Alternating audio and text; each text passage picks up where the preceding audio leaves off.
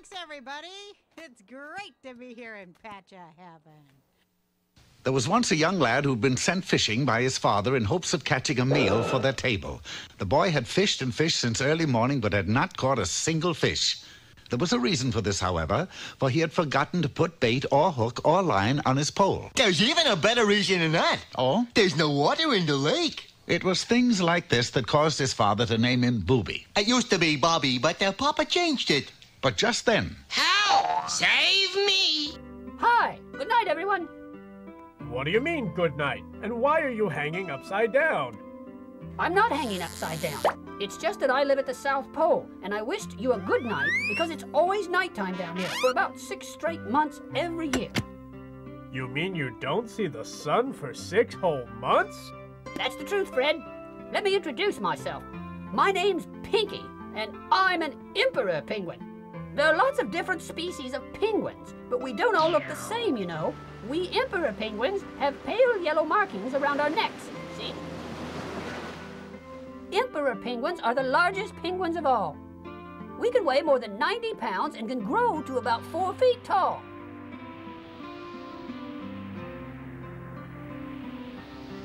That's about the height of an 8-year-old child. I think we penguins are the most elegant animals of the whole South Pole. Well, I've always thought you were kind of clumsy myself. That's because you haven't seen us swim. And what about the way we dive? We can dive 5 times deeper than a human diver. And we don't wear scuba gear. We're the most graceful animals in the sea. And we're not fish, we're birds.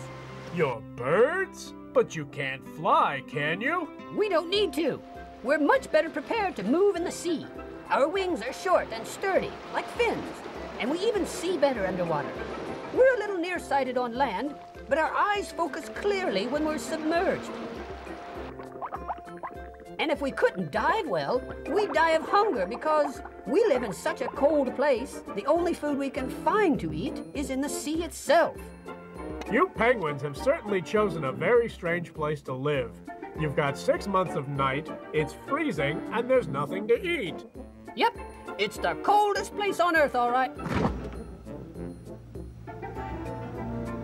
But we penguins have adapted ourselves perfectly to living and surviving here. It's not an easy job, but we're quite intelligent creatures, thank you very much. And very modest, too, by the sound of things. Oh, I'm not bragging.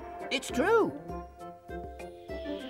Sometimes, in fierce blizzards, we actually run the risk of being frozen alive.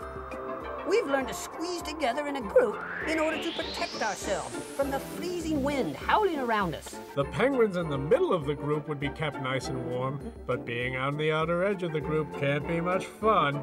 We've thought of everything. From time to time, those penguins in the center of the group change places with those on the outer edge. Everybody gets their turn in the center. See, we're really very well organized. That sounds like a great idea to me. Who are you? I'm a brownie. Isn't that a kind of a fudge cookie? Right, but I'm the kind with a long gray beard, and right now it's caught on this branch. Why, don't worry about that. I'll have you loose in a jiffy. And with a mighty tug, he did just that. Boy, I bet that's smart. It sure makes the tears come to my ducts, I'll tell you that. But stick your head into that hole in the tree, and you shall have your reward. That sounds kind of stupid even to me. Couldn't I just have a dime or something like that? But he got no answer, for the little brownie disappeared before his very eyes. Deciding that he had nothing to lose, the boy did as the brownie told him. And when he pulled it out again, there was a bright red hat on his head. Returning home, Blooby told his father what had happened. It's once in a lifetime anybody gets to do a favor for a brownie, and all you get out of it is a red hat. With a feather in it? You should have gotten a magic ring, a chest of gold, even a rich princess. A yellow feather? You know, I sometimes wish you were an owl. A yellow feather with a... Why do you say that, dear father? Because at least owls are smart, very wise. Oh, in that case, I wish I was an owl, too. No sooner had the boy wished that he were an owl than he turned into an owl. Ah, so that's it. The red hat is a wishing hat. It's worth a fortune. Booby, come back! hat! Off the man ran, and though he found owls in barns, in trees, and of course in the owl sanctuary west of the town, he didn't find a single owl wearing a red hat.